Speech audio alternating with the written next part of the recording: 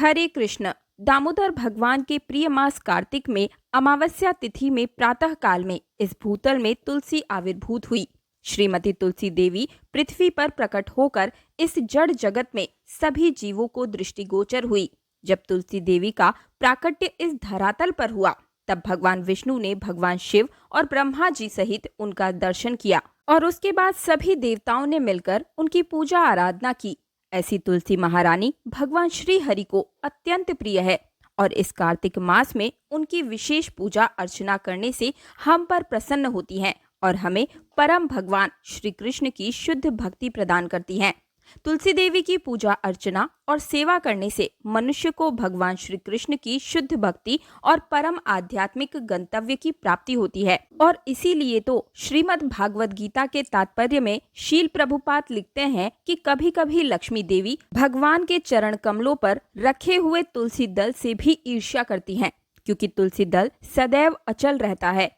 वे कभी भी भगवान के श्री चरणों से दूर नहीं होता, लेकिन भगवान के वक्ष स्थल पर रहने के बावजूद भी लक्ष्मी देवी को कभी कभी अपने भक्तों की प्रार्थना सुनकर उन पर कृपा करने के लिए आना जाना पड़ता है। लेकिन तुलसी दल सदैव भगवान के पास निकट ही रहता है और इसलिए भगवान तुलसी की सेवा लक्ष्मी की सेवा से भी अधिक प्रिय करते हैं। और ऐसे ही अरम पावनी और भक्ति प्रदान करने वाली तुलसी देवी की विशेष कृपा पाने के लिए और उनका गुणगान गाने के लिए प्रत्येक वर्ष कार्तिक मास में हम तुलसी विवाह का उत्सव मनाते हैं।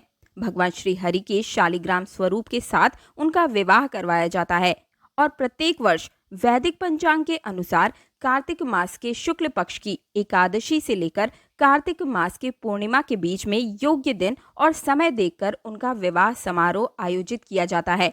स्कंद पुराण में बताया गया है कि कार्तिक शुक्ल नवमी के दिन से द्वापर युग का आरंभ हुआ था। इसलिए यह तिथि दान और उपवास में क्रमशः पूर्वाहन व्यापिनी और पराहन व्यापिनी हो तो ये अत्यंत ही शुभ होता है। और इस तिथि पर यानी नवमी से एकादशी तक मनुष्य शास्त्रोक्त विधि से तुलसी देवी का पूजन और उत्सव करें तो उसे कन्यादान का फल प्राप्त होता है। पूर्व समय में कनक की पुत्री किशोरी ने एकादशी तिथि की संध्या के समय तुलसी देवी का वैवाहिक विधि संपन्न की थी और इसी कारण से किशोरी वैधव्य के दोष से मुक्त हो पाई थी। नारद पंचरात्र में वशिष्ठ ऋषि कहते हैं कि सबसे पहले मनुष्य को अपने घर में या फिर जंगल में तुलसी के पौधे को उगाना चाहिए और जब वह 3 वर्ष का हो जाए तो इसके बाद ही तुलसी देवी का विवाह करवाना चाहिए। इसका सीधा सीधा अर्थ ये है कि अगर अभी अभी आपने अपने घर में तुलसी का पौधा लगाया है तो इसका विवाह आप इस वर्ष नहीं कर सकते। उसके लिए आपको 3 वर्ष प्रतीक्षा करनी पड़ेगी।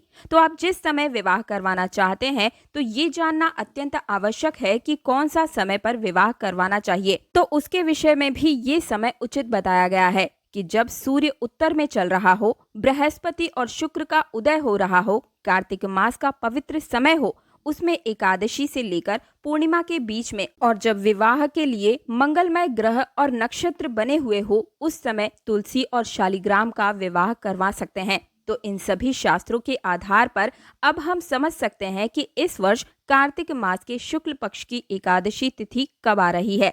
तो देखिए 12 नवंबर मंगलवार के दिन और द्वादश तिथि भी उसी तिथि पर संध्या के 4:04 से प्रारंभ हो जाएगी। इसलिए सामान्य रूप से द्वादशी के दिन संध्या के समय में तुलसी विवाह करवाया जाता है और इस प्रकार इस वर्ष आप 12 नवंबर से लेकर 15 नवंबर के बीच में किसी भी दिन मंगलमय नक्षत्र और शुभ मुहूर्त में तुलसी विवाह करवा सकते हैं।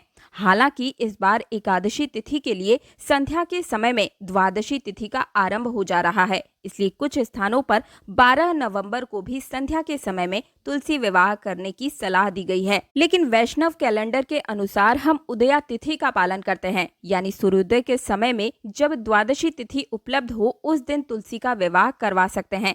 तो नियमानुसार तुलसी विवाह का आरंभ आप 13 नवंबर के दिन कर सकते हैं। अगर आप तुलसी विवाह की संपूर्ण विधि जानना चाहते हैं या फिर तुलसी विवाह के विषय में आपके और भी कोई संशय है या फिर तुलसी विवाह से जुड़ा हुआ उस दिन के लिए कोई खास उपाय आप चाहते हैं जिससे कि आप अपने जीवन में धन धान्य और निरोगी काया को प्राप्त कर सके, तो हमें कमेंट में जरूर लिख भेजिए। इसी के साथ कमेंट बॉक्स में जय मां तुलसी जरूर लिखिएगा। मेरी आवाज को पहली बार सुन रहे हैं तो वीडियो को लाइक करके हमारे चैनल को सब्सक्राइब कीजिए और पास वाला बेल आइकन प्रेस करना बिल्कुल भी मत भूलिए। तो चलिए परम भगवान श्री कृष्ण के शुद्ध भक्त और उनकी भक्ति प्रदान करवाने वाली तुलसी महारानी की विशेष कृपा याचना को प्राप्त करने वाले तुलसी विवाह पर्व को पूर्ण श्रद्धा और निष्ठा से मनाने की तैयारी की जाए। हरे कृष्णा।